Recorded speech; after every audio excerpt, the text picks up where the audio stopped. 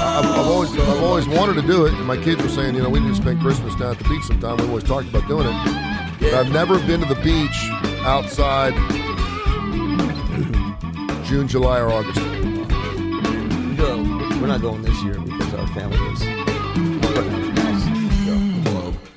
but we go every year. We go down for Thanksgiving. We did where we were traveling, going to LA, going to Louisville. Finally, one of the rules was like, okay, we're done. Yeah. We're done. So we've been going to the beach every year for almost 10 years. I'm telling you, man. And even I'm a single man. I could just tag along now. You could just ask me to come along. You could. I'm just sitting over here doing nothing. You're like, hey, we're gonna be Jules, maybe Tone would like to go and. Well, I thought you put in my own room. You won't see me the entire week and a half. We're gone. The whole two. The whole two. Are you invite me to go to Savannah? No, I thought you had with the kids. Yeah, I do. Yeah, I do. Yeah, that's the thing. You got. What do they call them? Rugrats. You got 3 Rugrats. Man, I do have 3 Rugrats. Actually, you got 2.5. Yeah. Because the other one is pretty of a. He's a mobile Rugrat, and he can do his own thing. They were great last night. We had a great benefit last night. Want to thank Hit Radio Live, Steve Land's band. Yeah, you were sending me stuff. That was great. Episode 5. We were at this place called The Perfect Note. I'd never been there. I thought it was going to be some little dive. This is a dinner showroom place. Really? They had both bands set up at the same time. That's how big the stage was.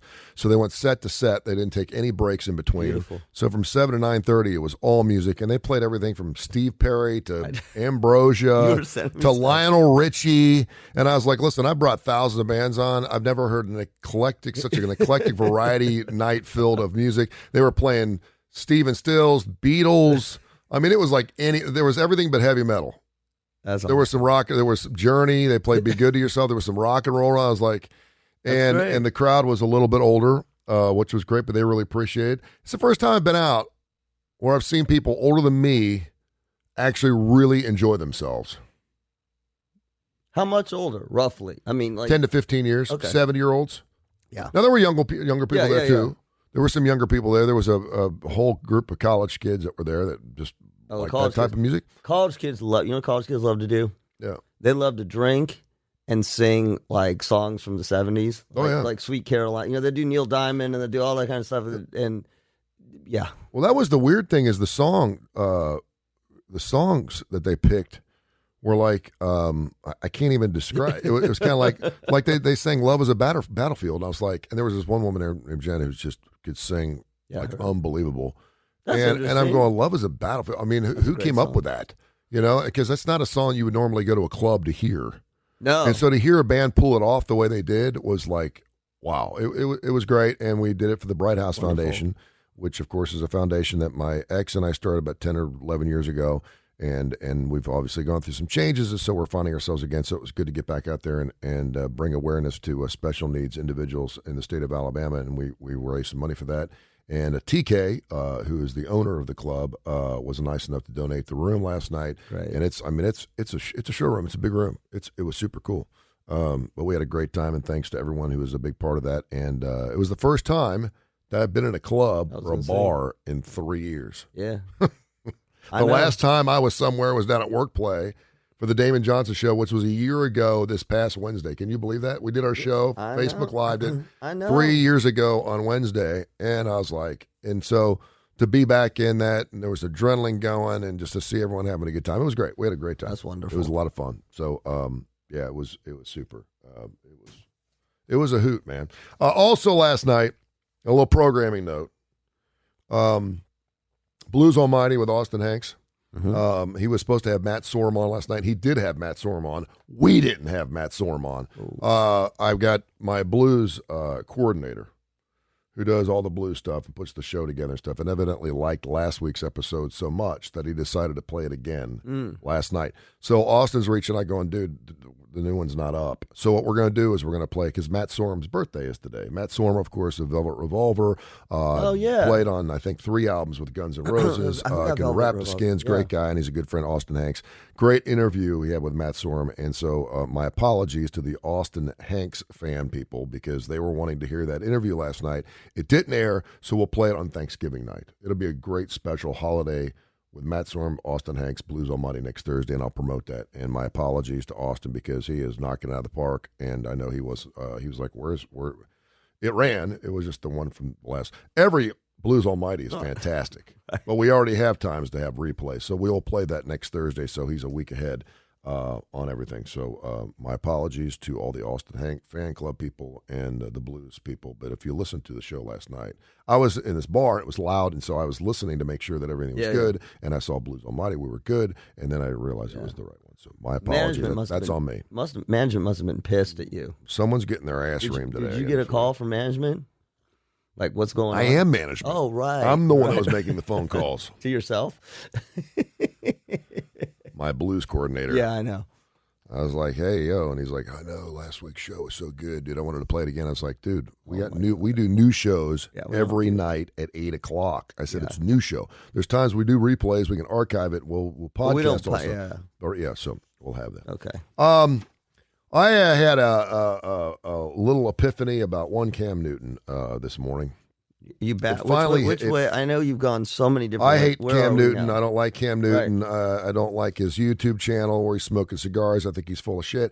I don't like his clothes. Yeah, Clark Kent glasses. It's like you finally got a job. He was making $1 million a year with New England. Right, and we saw how that turned out. Yeah. When it first started, it was like, okay, because a lot of people they go to Alabama to be refurbished, if you will. A lot of guys go to the New England Patriots later in their career, but that was when Tom was there. Now he's not there, so Cam comes in, and the first couple of games he looks good. I'm like, okay, this is a running part that New England's never had. People kind of liked it, and it fell apart again, and then there was some COVID crap and blah, blah, blah. Anyway, so he gets the chance to go back to the Carolina Panthers. And he's going to start this weekend. Mm-hmm. And he took them to a Super Bowl. I know friends of mine in the Charlotte area. I've been to Carolina Panther games. My ex used to work there, so I was in and out of Carolina and the Charlotte area. And so I know he's beloved there for what he did for that franchise. He was an MVP. Mm-hmm. And so I see this. Someone sent me a picture of this. It's a light blue. It looks like an antebellum kind of thing. So it's got ruffles and this hat, and it's got a streaming down the side. It looks like he's wearing lipstick, and he's doing this press conference. And I'm going, dude, that's so interesting. You're working to get back in to the good favors. Yeah. But you know what? Right. It hit me this morning, and I was like, I'm good with Cam Newton. I like Cam. I've totally flipped. Good. Why? I will tell you. Oh, later. Okay, I love your teasers. I will tell you during the show. I've totally flipped. Also, some really interesting news that's come out about Dean Martin.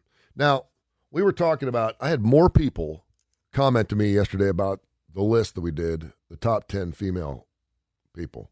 I got tweets. People were like saying, dude, what about this and what about that? And this person, because then I was like, wow. Barstool. Like, we didn't do it. Well, I know, but I mean, we talked about it, and it just, I mean, we get more responses from that segment than I think we've gotten any segment we've done on the Tony Curry Radio in like 2 years. People were tweeting me out. More than the pedophile stuff we did. Oh yeah. I mean, I'll read some of them to you, and I was kind of like, I was pleasantly surprised, and it was great. Someone want to see Dolly up there, Reba?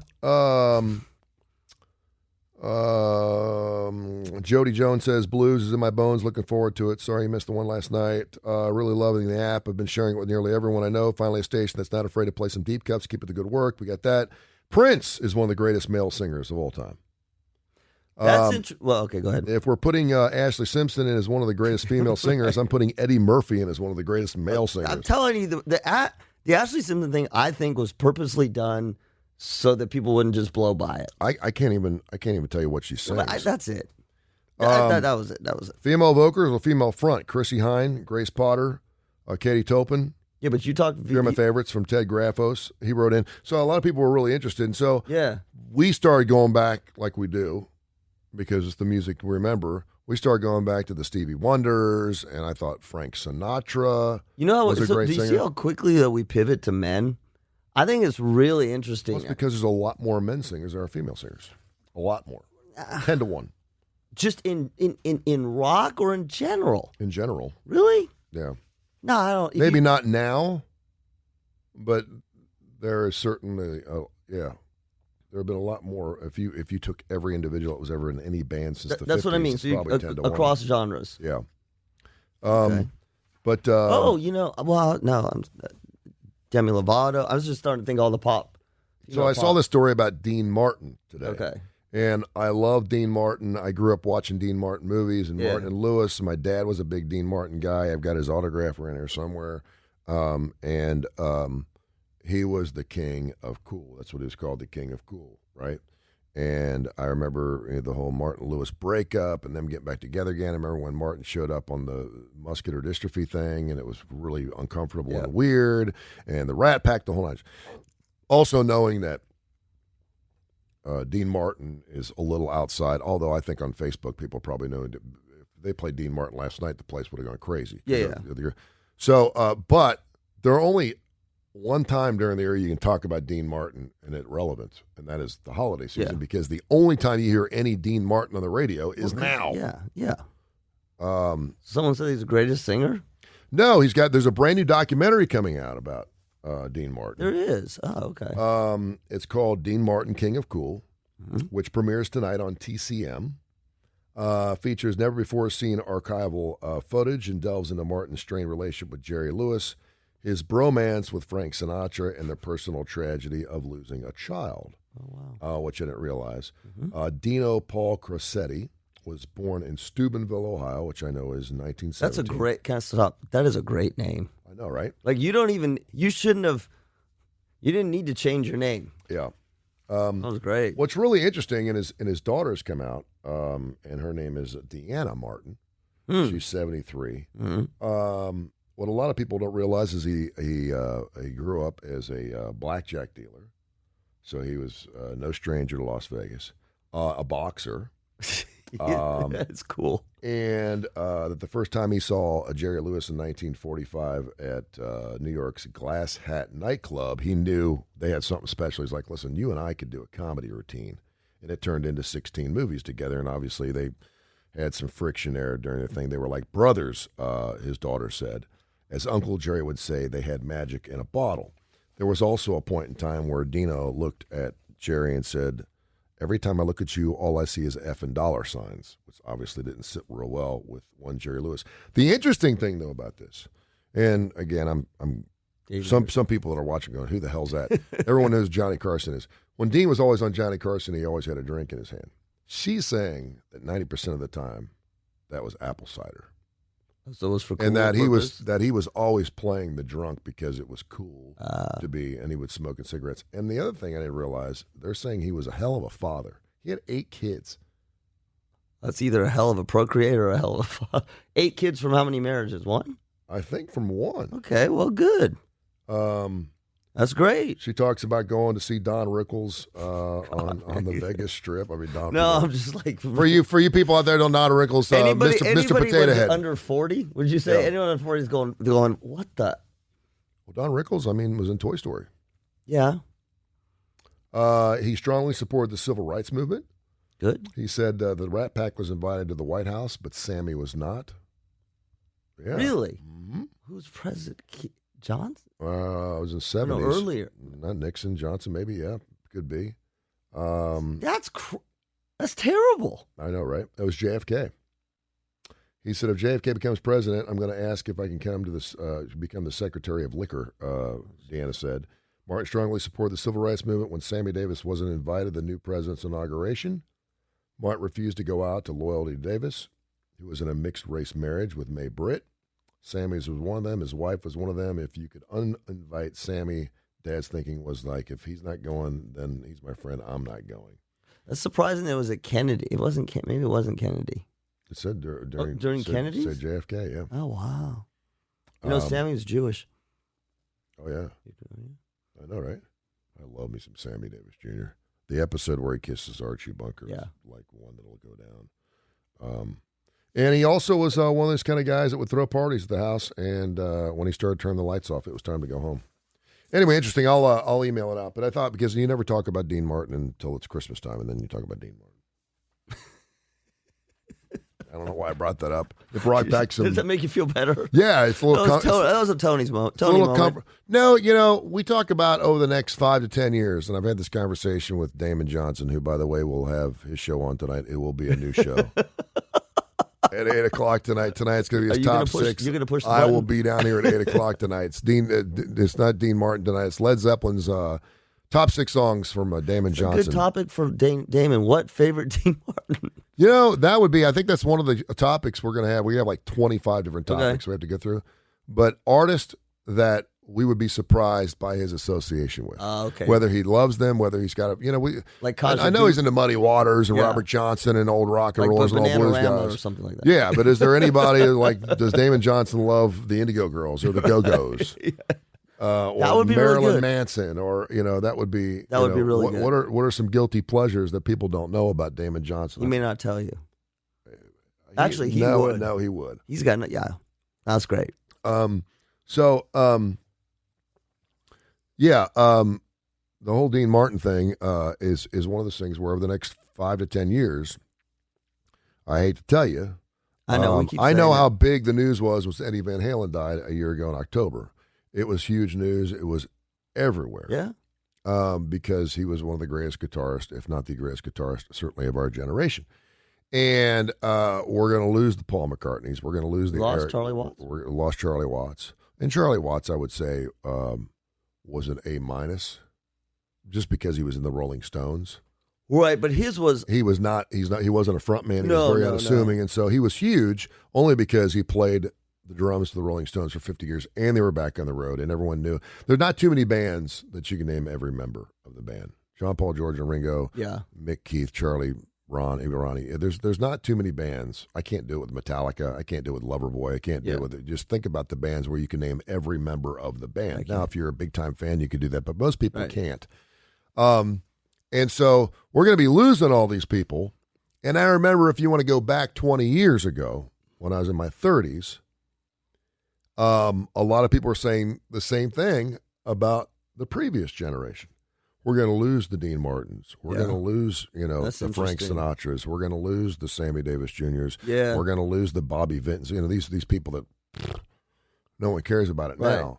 Like Tony Bennett's hanging on. Tony Bennett's a prime example. 95 years old. Yeah, Well, there's ones that are, and I think that the other interesting thing about the rockers, we talked about this, but you the ones that you mentioned, we lost Glenn Frey. Yeah. But the Eddie Van Halen's, the Glenn Frey's, they were young. Yeah. So not to get morbid, but the question becomes, are we going to see the loss of a lot of these rockers because someone like not that God, I feel bad. Mick Jagger. Yeah. In 10 years, Mick Jagger's going to be what, 88? Yeah. Or 87? So that's different than losing Eddie Van Halen at whatever age he was, 50. Sure. It's always going to be. But you're right. You're absolutely right. We're going to, think about one with Prince. And just all of them. We lost Glenn Campbell. We lost all of them. But it is, I still think there's a difference. It's tragic between that, we lost them too soon. Mm-hmm. When Tony Bennett passes, he's 95 years old. Yep. Tony Bennett's going to pass. We're going to, I was trying to think of who are the oldest. It's the Stones. Is there anybody older than the Stones that are sort of out there? Tony Bennett's at a different, that's a different thing. Yeah. In rock, is there anyone older than the Stones? I'm sure there is. No, but that's plain. They're all 70 to 75, 76, 77. I know. How old's Steven Tyler? Is he in his 70s? I can find out. Rod Stewart? Yeah, if you just want to pull up, I know, what I'm afraid. Bing, bing, bing, bing. What I'm afraid is we're going to lose a lot of them all at one time. Yes, I agree. Not on the same day. It's just funny, old rockers that just won't die. Okay, perfect.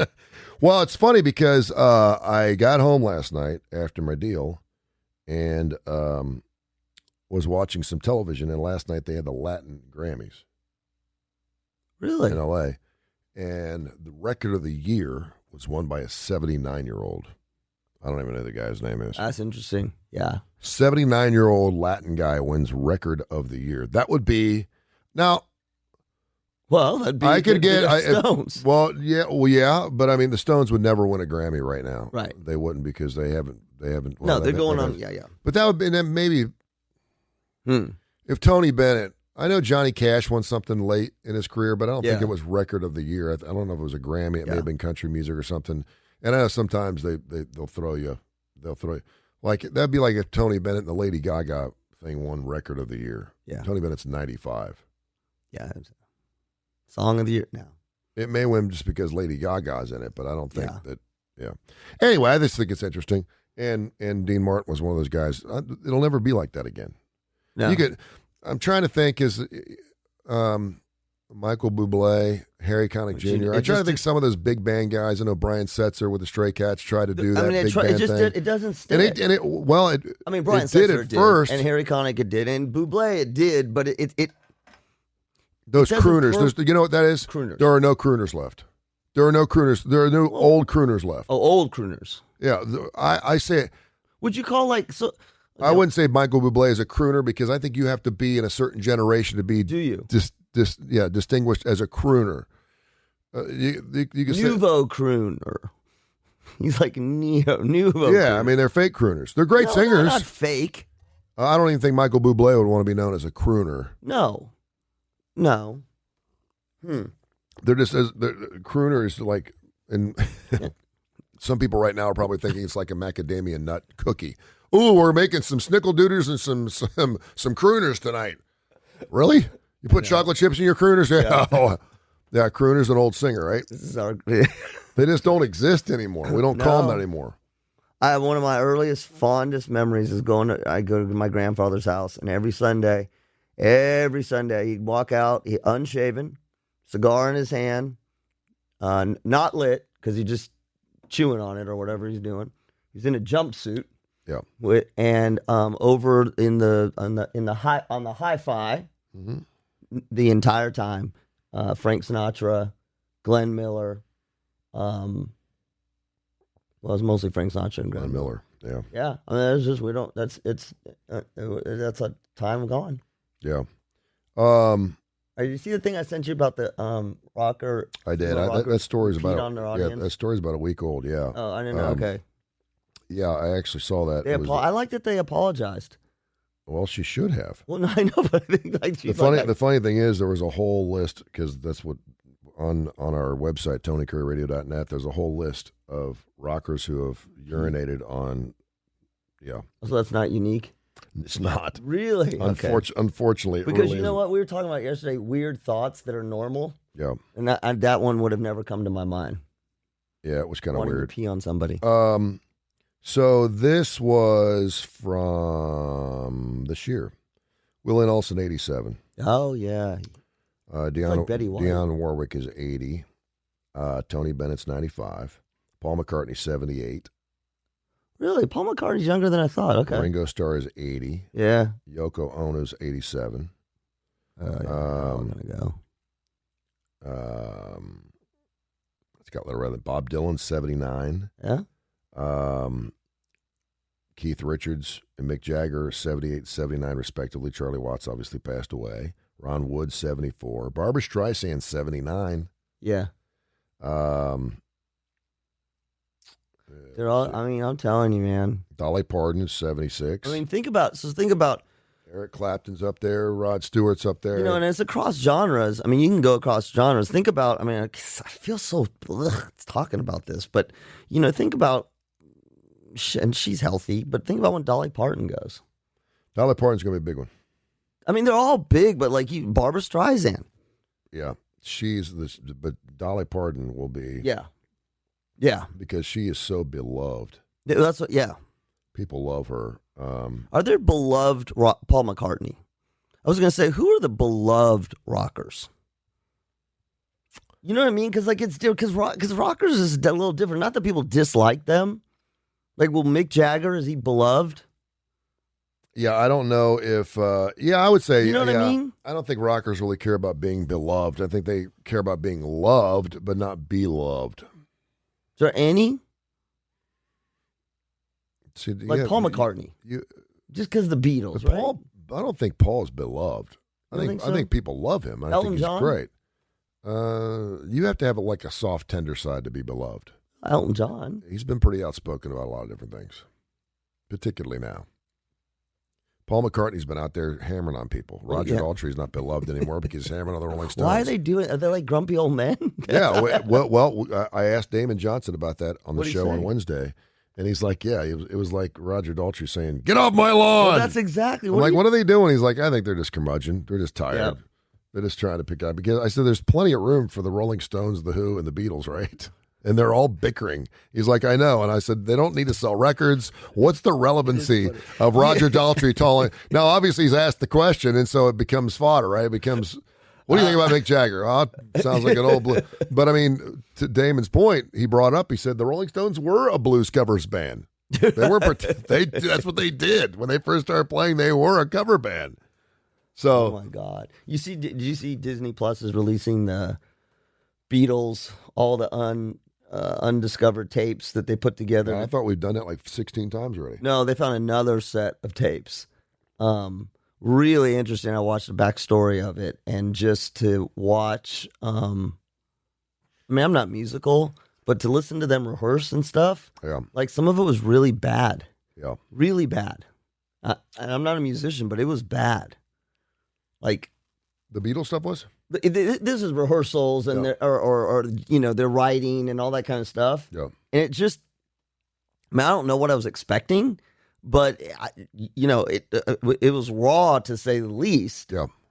I don't know. I mean, I wonder about that. That's a good question from Damon. Damn it, I need to get in on these things. What does a rehearsal session sound like?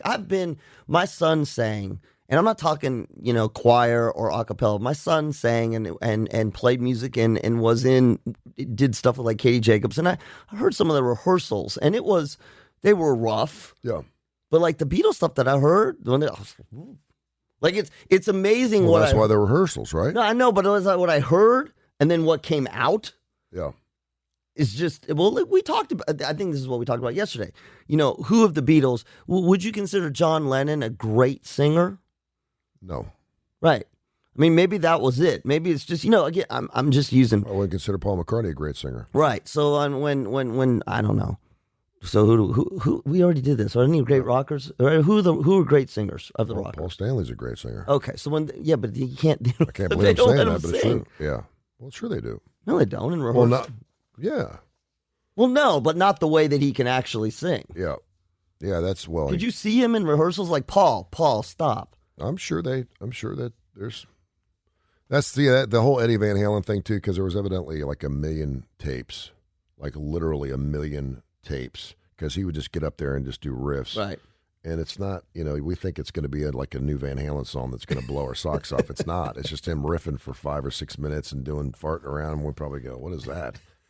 Prince, another one. There's like 500,000 pieces of Prince material. I mean, he could have released like 30 more albums before he died. Yeah. If he wanted to. Would you consider him, he's interesting, because would you consider him one of the greatest singers?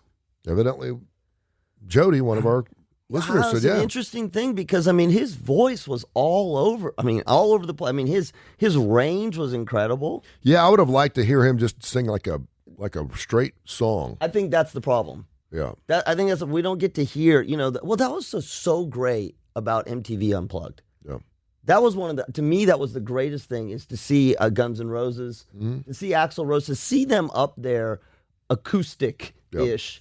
Was just it to me, it was, you got to see what kind of musicians they really were versus what kind of performers they really were. Yeah. And that's what I think is really cool, is, and you can be both. You can be one or the other. Yeah, here's another one.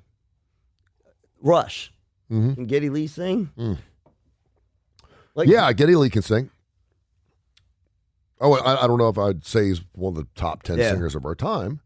The amazing thing about Rush is the fact they got so much sound just out of a 3-piece band. Yeah, had a hell of a sound. Did you ever see a Rush concert? Huh? Have you ever seen Rush in concert? I have one time. Yeah. I saw Triumph. I mean, I think about the Triumph. I think about the Police. I think about ZZ Top. Well, Sting. You think Sting's an amazing singer? I think Sting is a hell of a singer. Yeah, I think Sting's a great singer. Yeah, I do. We're just spending next to him. I know. No, I just love talking about it. I do too. I think it's fascinating. It really is. Birthdays today. Jodie Foster. Surprised me a little bit. Hang on, 63. She's 59. Oh, good. I like it when they're younger than we think. Meg Ryan, 60. Oh, you know my whole thing about Meg Ryan. What's that? So I transitioned. You know my thing. She was so cute, man. She was so You know my thing about Jennifer Aniston. So she was my transition. I went from Meg Ryan to Jennifer Aniston. Meg Ryan, man. I had such a crush. Her movie roles too. Just Got Mail and then Sleepless in Seattle. She just played those movie roles where she was that cute, perky, good-looking. Well, yes, Jennifer Aniston. And obviously, as you get a little older, but she doesn't. For 60, she looks a little. How old is Meg Ryan? 60. She's only wow. She's younger than I thought. Yeah. Does she look good? Okay. See, I hate. That's terrible because look at us. I know. Yeah, we gotta. I know. Like, that. who the hell are we? Look at that picture. We got to stop telling. We got to stop saying old women don't look good. Because look at the picture of us Saturday. But we're so used to seeing. I know. Linda Evans look like Linda Evans from Dynasty. It's her birthday yesterday, and she's old as shit. Did you see a picture I sent you of Adele? Did I send you? So there was. I don't know how it came out. There was something I saw. You know, the big Adele thing with Oprah, and you know when she's doing the interview, she's so incredibly made up. Yep. She looks angelic. And I think it may have been, I just Googled, what does Adele look like without makeup? Yep. And they have all done, every one of them have done, whether it was for a makeup company or Dove, wherever, they've all done the non-makeup pictures. Yep. And we've done segments on this, on how different they look. One of the interesting things I thought about Adele was, as soon as I saw it, I did the same thing, like, you know, but it wasn't like she didn't look good. Yep. It's just she looked like two different people. I want to know why the hell. Glad you brought this up. Okay. I wasn't going to talk about this, but I'm going to. Uh-oh. Because you and I differ in this thought process. I just went through a divorce. I got 3 kids. I got a 17, 14, and a 9. I'm all about, I brought these kids into the world. I got to do everything I possibly can to make their life as successful and as enjoyable and as joyous as possible. That's my responsibility. I can do that as a parent. Obviously, I'm going to let them grow and do their things and learn their own mistakes and blah, blah, blah, blah, blah. But by separating and having a divorce, obviously, has been a huge trauma for everybody in the family. It is for millions and millions and millions and millions of people that do it. 50% of people get divorced. So Adele, we tried to figure this out, and you sent me that Sun article about, you know, who's her ex-husband. Yeah. There was nothing in there. Nothing in there. I'm trying to figure out why she left his ass. I told you. I talked to Jules about this. I really believe I'm very. And now she's coming out with this new album that was released. It's released today. That's coming out today, called 30, and it is reflective, to say the least. She just came out a couple of days ago. She said, I wasn't going to release the album because it's too poignant, it's too personal, because she wrote all the songs based off what she was going through over the last 3 or 4 years. She did go, and you mentioned this in the Oprah thing, that she went to her ex. Yeah. He lives across the street, and there was a couple of things in it that he's like, I really not comfortable with you writing these lyrics, this particular song. It's too personal. And she took him out. Yeah.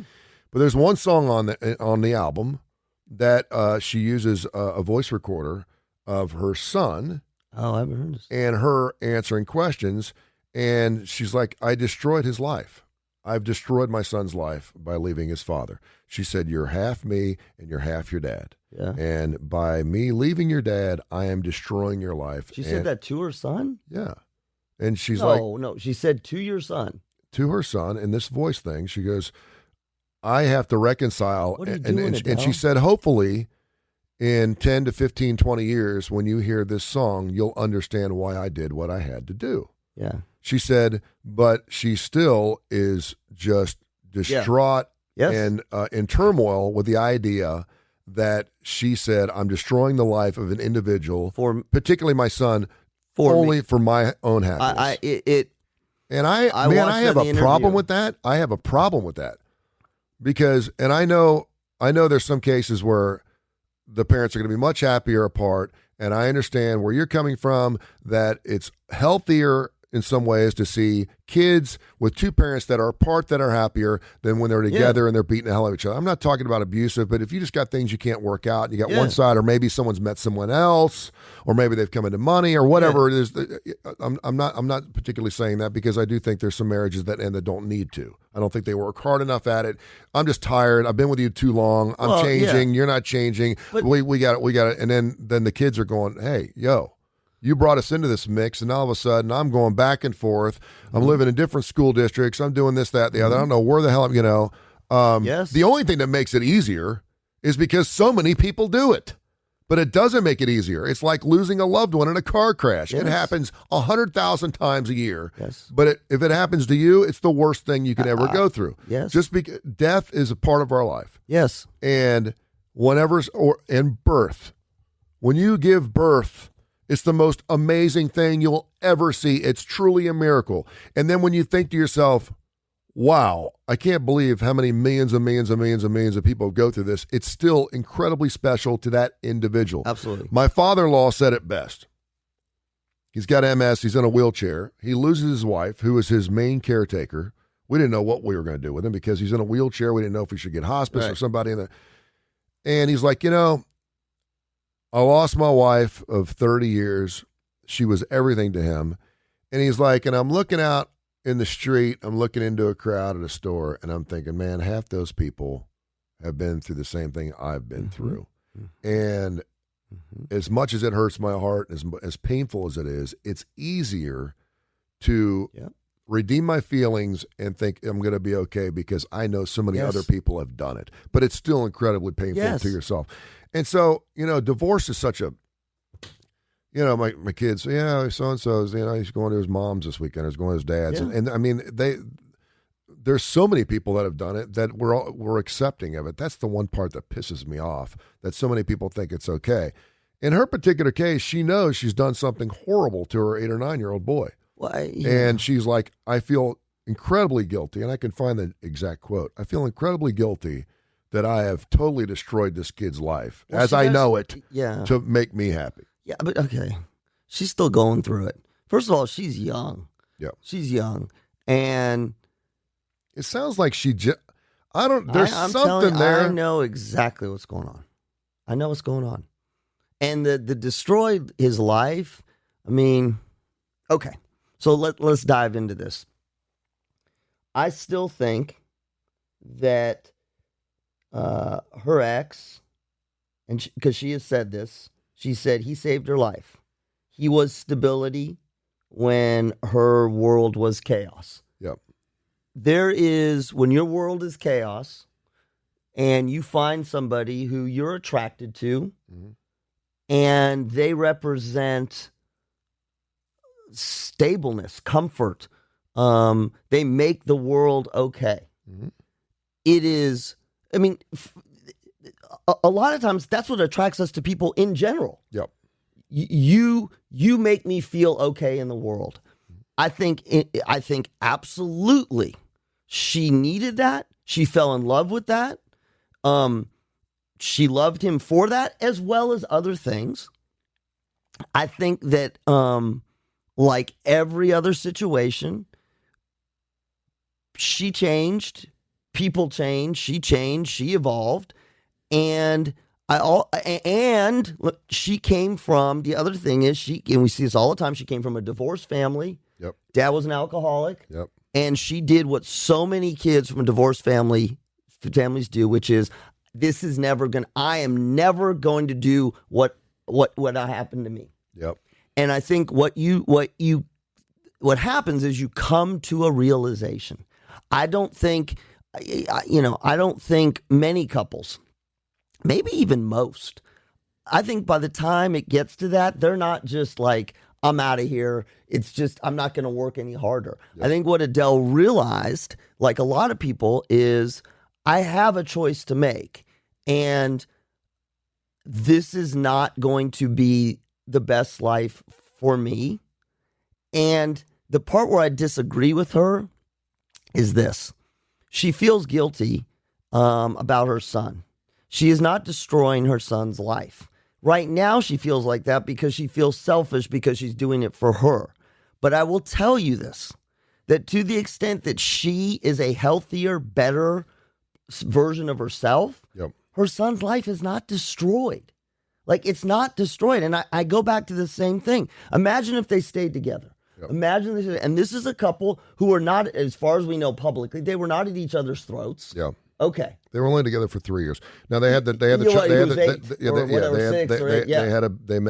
child, and then they got married back in 2017 or 2018. You don't want to be you can be in a marriage where you're not happy. And I don't mean miserable, but unfulfilled. You can't. We've talked about this. How many years have you been married? I've been married 62 years. How many of them were happy for you? 12. Yep. You know, but I do think, particularly at her age, she's young. She made a judgment call. She made a judgment call that she is living with. And the thing about "I've ruined your life," to me, that's I don't know how to say that. It's almost like a spewing of emotions. Here's what she said exactly, because I don't want to be misquoted here. The third track is called "My Little Love." It includes a voice note of the Grammy winner trying to explain her divorce from Simon to their young son, Angelo. She said, "Mommy's been having a lot of big feelings recently. I feel a bit confused. When Angelo asks why, his mother responds, I feel like I don't really know what I'm doing." Mm-hmm. He says, "Oh, at all?" And she says, "At all." She said, "I love your dad because he gave you to me. You're half me and you're half your daddy." She says in her lyrics, "I know you feel lost. It's my fault completely. You feel this way." She goes on to say, "I hope that one day in his 20s or 30s, he can listen to the record and to realize who I am and why I involuntarily chose to dismantle his entire life in the pursuit of my own happiness. But see, I made him really unhappy sometimes, and that's a real wound for me that I don't think I'll ever be able to heal from." Yeah, she said. I mean, again, my only thing. Listen, I don't know. 20s I don't and know. 30s. I mean, again, I'm not downplaying her. Whatever. She's in the midst of it. Yeah, and here's the thing. And listen, I'm not a marriage counselor and shit, man. My marriage fell apart after 17, 18 years. I got my own problems, and I've learned from those, and I made all kinds of mistakes. Okay? Everybody does. I made a ton of mistakes. Okay? Everybody does. And hopefully there's the foundation of trust is strong enough that as long as you have a foundation of some type of trust is an incremental thing. If you go to marriage counselor, they got the eggs. You know, I hate the eggs. Go to marriage counselor. This is trust. Now, this is your trust right here. You know exactly what I'm talking about, don't you? Oh God! Is that a Brene Brown thing? No, it's not. It's a no. Here's a little egg. This is your trust right now. This is how big. Do you know why you hate it? Because it looks like this is how much your wife trusts you right now. This is how big you are. And then as we go in, we add an egg, and the next thing you know, you got a big egg. It's lots of trust. Now you can all scrap that away if you do something stupid. Brene Brown calls it her marble bucket. Trust is always waning, and when you sit there and say, "I'll always trust you," then you're in a really good. You got a big ass egg right now. Yeah. If you're like this, you're not so sure, and right. you can mistrust somebody, and always. So that kind of drives me crazy. I don't know, Adele. I would say this, and this is one of the reasons I always say that when you're in the National Football League or a superstar and you just get out of college and you got a girlfriend, Trevor Lawrence, A.J. McCarron has proved me wrong. Yeah. You get out of college, you can love her, it's great foundation, that's super. I'm so happy that they could figure it out.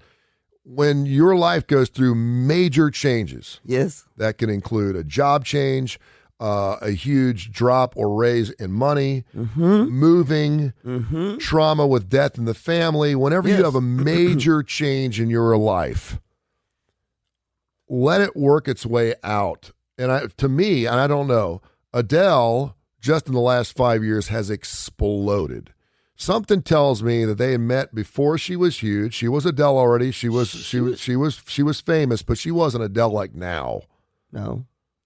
And for whatever reason, maybe he didn't come along for the ride. Maybe he didn't like the fact that she was now super famous, supposed just, I don't know what the deal is. And you mentioned it, she's so young. And when you're young, you're still growing and you're changing. And all I would say is, and again, they were together for 8, 9 years. So maybe that's long enough. Well, 8, 9, and she's 30. Yeah, she's 30 years old. So 8, 9, that's 22.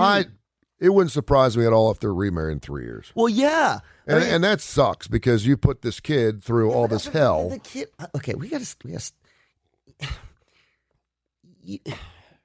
Listen, we're responsible for our actions, Josh. I understand. I said we're going to figure this out. And when you're getting married and you're all in love and everything, you Of sit there and course. say, I'm Yes. going to do this, I'm going to do this. Yes. What happens if you find her cheating on you? Yeah. Well, we'll work through it. No, Really? Yeah. Okay, well, you're saying that in front of a priest because you want to pass the test and you're getting married in 3 weeks. Right. And you're going to have all these things. And then when it gets really, really hard, a lot of people quit. No, I understand that. And that sucks. I- The people that are in your family are I affected agree by that. And But this whole thing about that, you're ruining your kids. I go back to the same thing. yeah. If I don't you- think you're ruining your kids. Well, that's what I mean. She's like going because over. there's too many kids that have come from broken homes that Well, turned out okay. and this They're is not a traumatized. what? They're But it's not a traumatized. broken. I mean, again, I'm not saying that it's light, and I'm not saying that it's a good thing. But what I'm saying is, to me, it's crystal clear. You have two choices: be married happily, happily. I'm not talking bliss your whole life, Yeah. but have a solid foundation, solid relationship that your kids see. Yeah. Or be divorced and be good human beings to your kids. Because if you are together and the love is not there, there is underlying distance, detachment, you're just doing it for the kids. I don't know how many times I've said this to parents.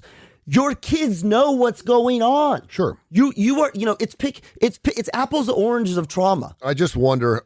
It's always amazing to me. I can see, Dr. Misty talks about the 17-year window. 17 years is a long time to be with somebody. And if you can't figure it out after 17 years, and I'm one of those guys. Well, it's not that you can't figure it out. That's not fair to say. Or someone just doesn't want to be part of it anymore. Maybe there's been so much mistrust or whatever. And I get changes. that. But when you're talking about, I don't know, when you're talking about a 2 or 3-year-old child. Yes, and couples. You love this person enough to have sex with them 2 years ago and make love to them and bring this child in. Now, 2 years later, you can't figure out how to figure it out. And how many of these people are actually trying to make it work? Oh, I think a lot of them are. I think a lot of them are, but I think a lot of them are. No, it's too easy to get divorced. I know, but that is quit. Yes. But one of the problems is because I want to be happy. But one of the problems is we do not teach couples how to get through conflict, trust, absolutely, growth. I agree. So what we do is, because what we say is exactly what you said. You just got to figure it out. We either say one or two things. If you're in love, you'll figure it out, or you just got to figure it out, or it'll take care of itself. It's all that's bullshit. where the guys are always like, we not. Love each other so much that it'll just go away. It is a skill. Yeah. So there's two parts to the relationship. There is that sort of that thing, that emotional connection, love, the thing that we cannot. It's what brings us together, usually true love, and we can't exactly, okay. But that love is built up in moments. It's strengthened in little increment moments. It's taken it's taken apart in little cuts. Okay, but those cuts in those moments are because so often we do not know how. We're afraid to express ourselves. We don't know how to express ourselves with somebody else in the right way. We don't know how to navigate or how to deal with uncomfortable feelings with this person who we have had but nothing but wonderful feelings. Yep. And so we keep burying it. And then the other piece, which you cannot control, is unless you get married when you're 60-ish, you've said this, you're growing and evolving as an adult, independent of your partner. So one of the things you have to be able to tolerate is, can you tolerate who this person is becoming and who you are becoming? And I will say this, and I'm not a proponent of divorce, but it is entirely possible that you can fall in love with somebody at 26 and grow, and by the time you're each 33, you've grown into people who, and it's going to sound cliche, you love them, but you're not in love with them. And you're right. You are right. You could make this decision at that point. Well, but we got kids. We committed ourselves. And I do. Let's figure it out. We fell in love with each other. Well, but then why can't we fall in love with each other because again? it is entirely possible that you cannot, because you've become two different people. You become people who. And you need to know that when you're growing and you're becoming someone new, that has the potential of not loving this person or being in love with them but not actually loving them, then like you said, I hate to say this because everyone talks about what happened. Communication. You got to communicate. And I'd much rather have a big-ass argument right now and to sleep on the couch for a week than divorce. But the arguments are not. It's it's deeper. It's like it's bigger than the big arguments. Yeah. It's this waking up, and this happens. You wake up. You've been talking about it. I want to get a new job. I'm thinking of a new career. There are new things that are important to me. And 9 out of 10 times the divorce happens because somebody is changing at a trajectory that is not the same as the partner. Yeah. And most times, the person that is evolving or changing, the partner is like, I don't know this. Well, and the other thing is in this, and listen, I understand where you're coming from, and I get it. I do understand parts of it. All I'm saying is I don't think enough people these days work hard enough to try to save it. I agree. And I also agree that because when you go to a marriage counselor, inevitably, there's always one person that does not want to be there. Well, because by the very time you rarely get there, do you have because you get there. Well, very rarely do you have a man or woman going, "We want to make this work," and they say that they want to make it. You want to make it work, sure, but they really don't want to make it work. No, but there are two groups of people.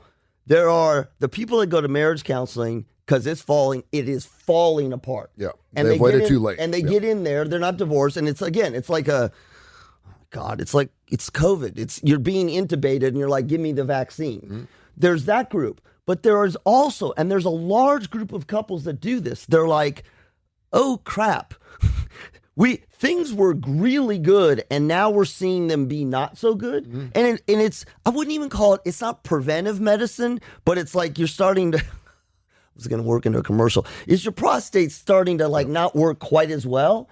And they do go into therapy. Lots of couples go into therapy long before there's as they should. Yeah, but it's great. And the idea and of it does change your marriage. You're discussing everything now, or you didn't discuss things, and it's uncomfortable. And it's but you know what? If it's worth saving, and then if it doesn't work, I would always say, you got to give it all you got. You're particularly now if it's just a man or woman and you don't care about the sacrament of marriage and you're like you don't have kids, fine. I'm talking about this is all about having kids in a relationship because you're affecting another life and they're going to be affected for their entire life. I agree. They're more likely to get divorced. Yes, because you're getting divorced. It's scientific. It happens, and that's unfortunate. It's like becoming a drug addict.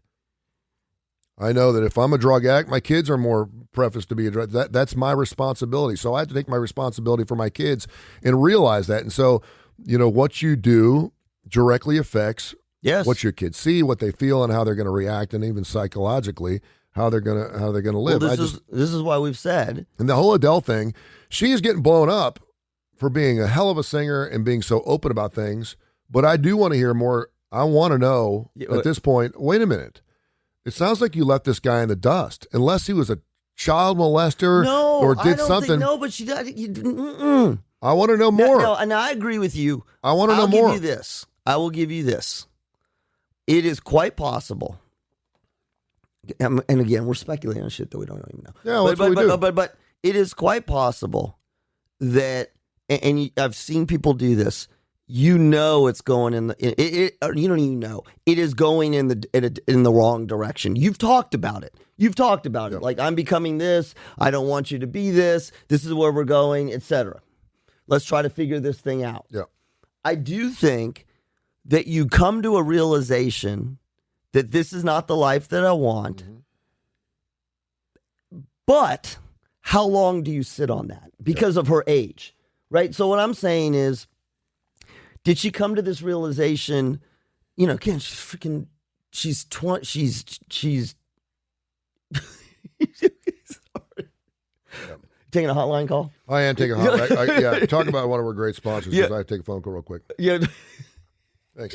Is it Adele? She stops up. Sorry. Dr. Josh Klapow, Tony Kurre. It's the Kurre and Klapow show every morning from 7:30 to 9:30. I got so many buttons over here, man. We welcome you, and of course, we got Thanksgiving coming up on next Thursday. I know you're going to be out for a couple of days. Yeah, we're headed to Savannah on this Tuesday. It's our first Thanksgiving. This is, we've been talking parent stuff. This is our first Thanksgiving as a family that we will not be together because my son's in the UK. Yeah. Which I think is interesting. So my son is going to be in Thanksgiving. It would be in England. So what do they do in England? Well, that's right, because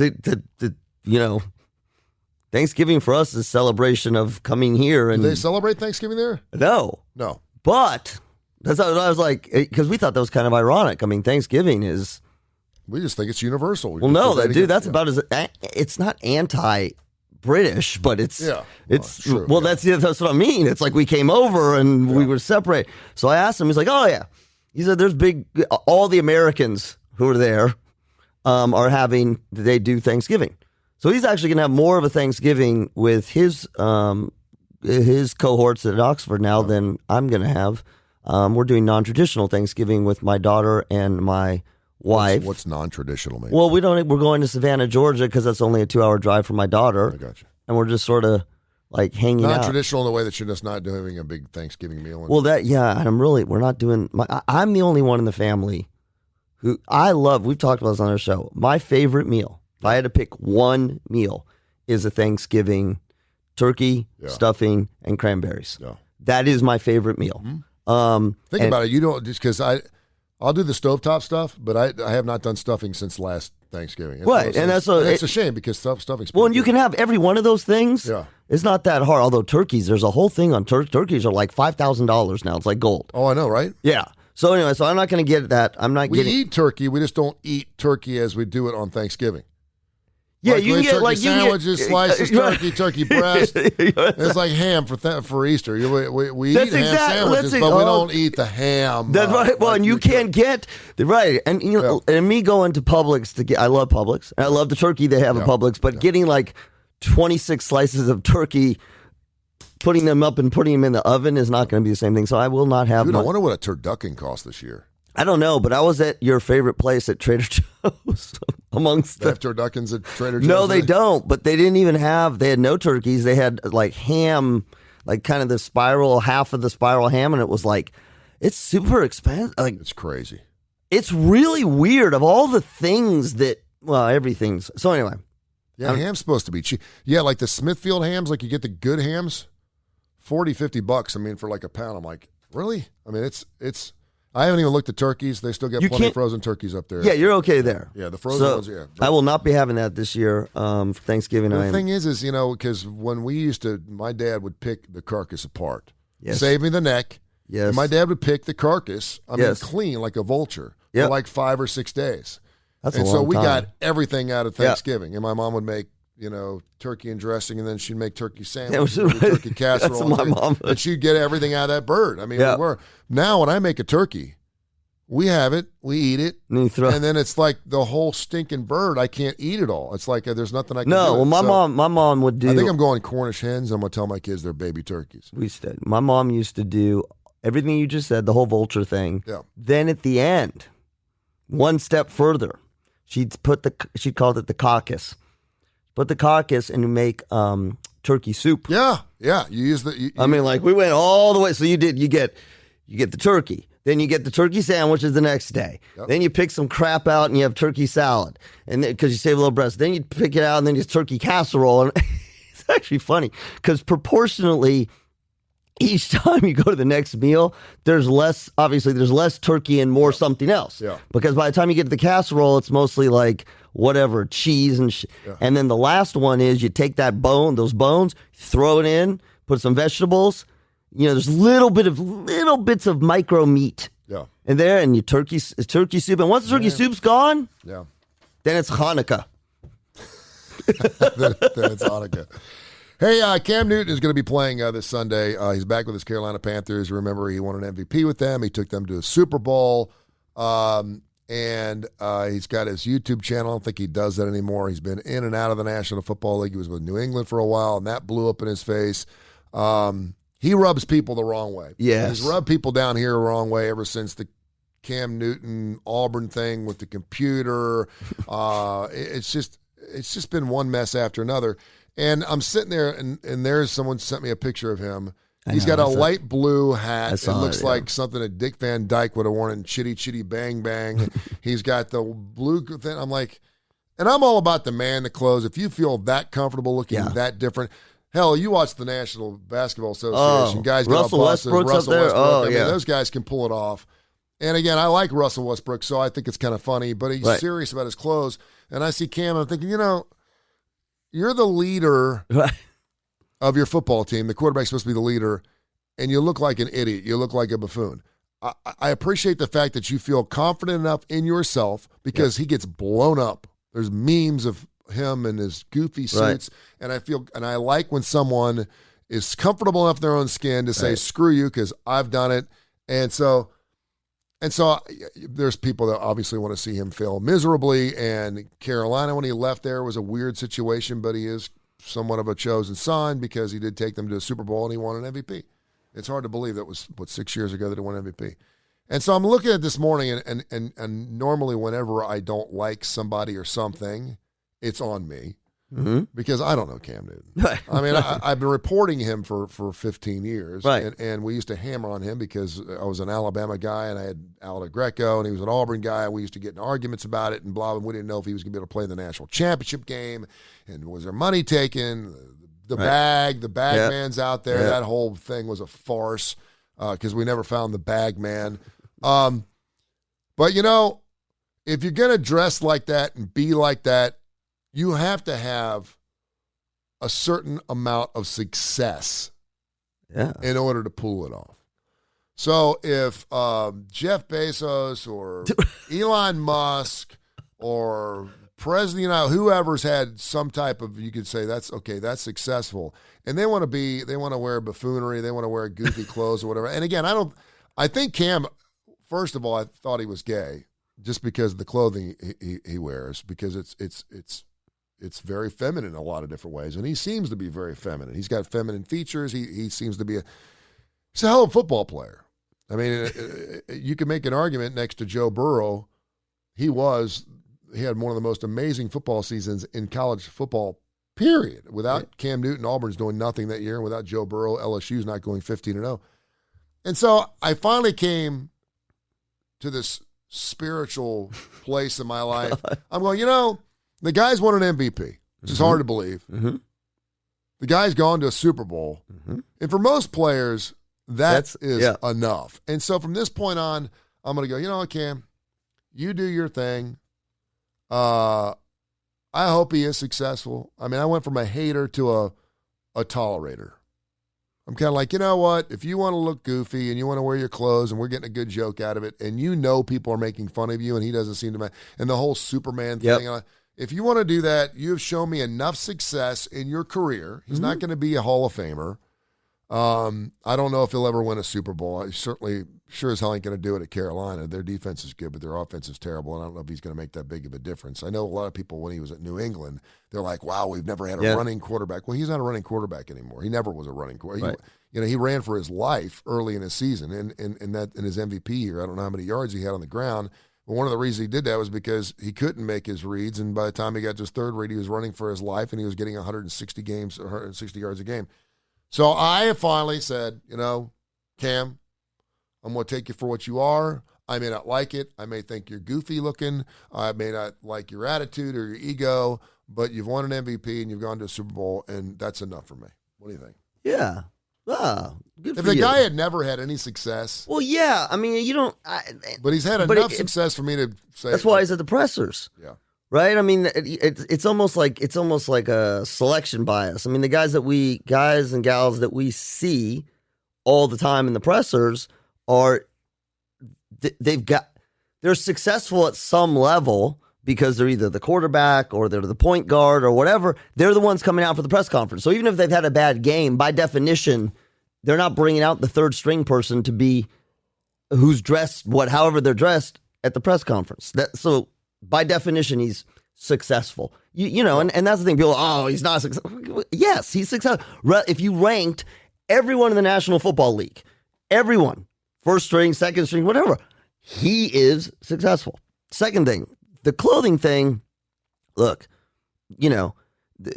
everybody's got a different interpretation of fashion. I do think there is, particularly among the professional athletes, there's like almost this, and it sort of caught on this, couture, sort of this avant-garde, pushing the envelope of fashion, almost like what you would see on runway models, right? And I mean, it has that kind of feeling, the costume-like. And it's interesting to me because if you think about it, the amount of time that they're wearing it, I mean, I don't know what they do after the press conference, but you see them coming in, and sometimes like sometimes they've got the fancy stuff coming in, and sometimes not, just regular kind of whatever. And then afterwards, it's a 5-minute or whatever, 10-minute, however, it's a show. It's a show, and then they go home. So I don't have a problem with it. I mean, it's goofy or whatever. He's in costume. He wants to wear a costume. You're freaking Cam Newton. You can wear a costume. The thing that is interesting to me about Cam Newton has always been interesting about Cam Newton, and I'm always fascinated about this for any athlete. An athlete whose physical stature is not typical of his or her position. That's what I mean, it's always when Cam Newton came in, not at, what is he, 6'6"? Yeah, he's 6'5". He's 6'5", 6'6". I mean, he's a big guy.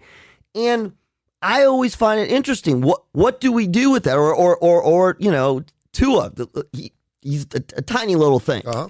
And so for Cam, the thing that to me has been disappointing, and maybe I just don't understand, the X's and the O's of football enough. He's a physical specimen. It's almost like I was pulling for Cam, not because I'm a huge Auburn fan. I want to see somebody who's that big play a position that's, it's like when they've got running back. Well, Derrick Henry doesn't count. They got the little tiny basketball. Yeah. They got the 5'10" guy. Mm-hmm. I'm pulling for the 5'10" guy. Yeah. Or I'm pulling for the 7'1". Well, now it's no big deal. I'm pulling for the 7'2" guy who's taking the ball down court. So I think it's interesting that way. And to your point, it's easy to hammer on Cam because of his personality and I also think the fact that he didn't live up to a lot of the expectations that a lot of people had. Super Bowl would be it. I know, but I mean, I think people thought he was going to be even bigger than that.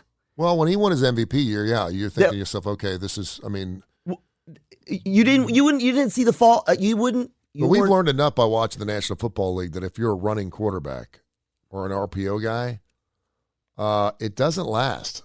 It's about 3 or 4 years, man. I mean, these guys end up getting killed.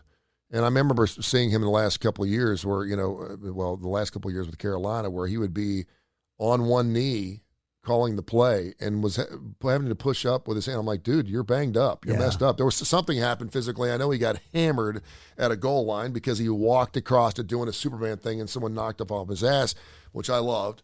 I just, the Super Bowl thing when he lost, how he grumped and got pouty and got up and walked out and had the hoodie and the whole, and just the mumbling. I just, I want to see that stereotypical leader, and he does not come in. And I would venture to guess that a lot of his teammates are saying that Cam Newton's not a leader. Well, that's exactly. And when you're a quarterback, you almost have to be a leader. I think that's a great. Drew Bledsoe, Jay Barker's told me a million times, great quarterback, super arm, was not a leader, and the guys knew he wasn't a leader, and that's why he never got as good as he possibly could have been. By the and I think. And you see quarterbacks that don't have the talent that Cam Newton does, who are leaders, but their guys play for him. Well, and that's the thing that I think is pretty unique. I was just trying to think. It's pretty unique to football. I'm trying to think of other sports quickly in my head. Because, you look at basketball, baseball, hockey. Is Russell Westbrook a leader? No. No. Not the leader. Well, he could be a leader. But that's what I think is interesting. That's what I think is interesting. Because we always think that if you're really highly successful at something, that you must be the leader of that. LeBron James, the leader. Yeah, but by nature of the game, it's different. As a quarterback, you are functionally a leader. Like, forget your personality or whatever. The ball every play. You know what I mean? So, but if you think about it, in basketball and baseball, I'm trying to think of another sport where you're functionally running the team. What other sport? Yeah. I mean, and I know that's only offense; it's not defense. That's really interesting because you know what I mean. Like in baseball, you would think that pitchers would be leaders, but they're not. They don't have to be. Yeah. And in basketball, that's exactly what I'm saying. Basketball, it could be any position. It's not positionally dictated. Now, you could argue. Here's what you could argue is that the bleed over in football, the quarterback's functionally the leader on offense. So they have to do that. Yeah. Then the question is, if they're a larger leader, if they are an inspiration to the team, then the defense is also playing, even though functionally they're not playing for you as a quarterback. You have a leader on the defense then.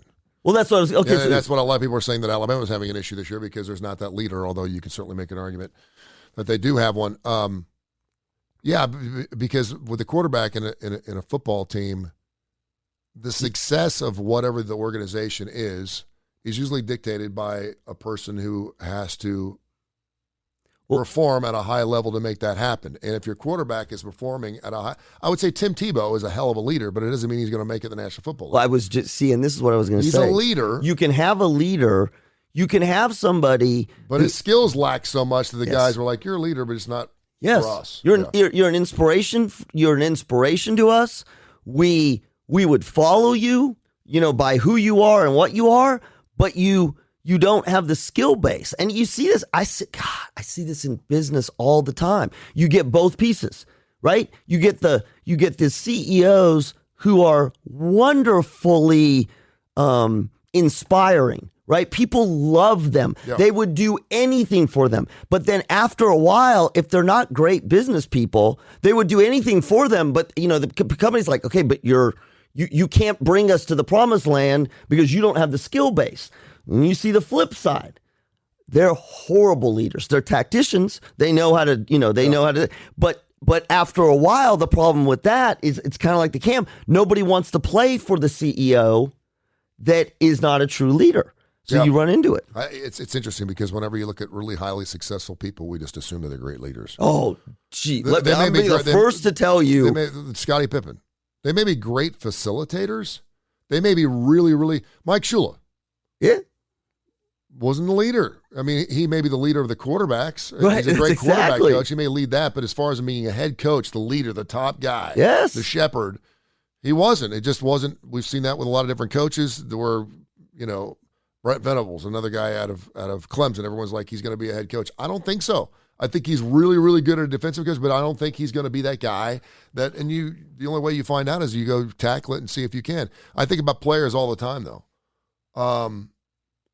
I think of Kemba Walker, a guy that can put up 25 and 12 any night, but he's not a leader. The Scottie Pippen was not a leader.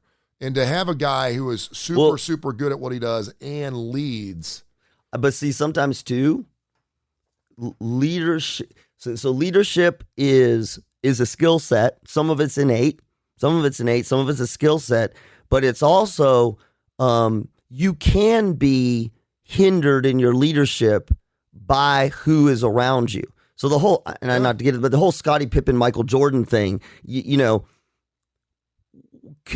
would Scottie Pippen be a better leader? Forget the player, a leader, if Michael Jordan wasn't there, because you had two. They're not even alpha males. He tried when he left the team. He tried. It didn't work. Yeah, and he was considered a leader because he was the best basketball player they had on that team, but he wasn't. But I think of Kyrie Irving, hell of a basketball player. Yeah, right. It's not because he didn't want to get the COVID vaccine. He never was a leader. No, right. And that's it. 100%. Well, go back now. Just go quickly. Go back to the '80s Lakers. Well, I'm sorry, because I always do that. When you had Magic Johnson, Kareem Abdul-Jabbar. Who's the leader? And don't you remember the whole Kobe Shaq? That was a classic example. Clash of time. Kobe was the leader. Shaq wasn't. Yeah, but Shaq wanted to be the leader. Right? Yep. So that's the whole point. And I think with Cam, you got to wonder what's, and again, injuries, et cetera, you kind of got to wonder what's happened. And one of the things we do see with leaders or people in leadership positions when they're doing really well for a year or two or three, and then something happens. There's an injury. Something else is happening in their life. I'm not talking about sports. And they kind of get out of their game. And then there's this kind of fall from grace. I mean, and this happens to a lot of us. Like we hit our prime, and it doesn't have to be an age-driven thing. Yep. We hit our prime, and then we get to this place where we're, not so good. So my biggest question is, the next Kurre and Klapow thing, are you going to dress like Cam? No. Okay, just want to make sure. Not unless I'm on Queer Eye for the Straight Guy. They might dress you that way. Elton John would. I'll do whatever they tell me is going to make me successful. I sent them a follow-up email yesterday. Did you? Good. Pleasantly annoying.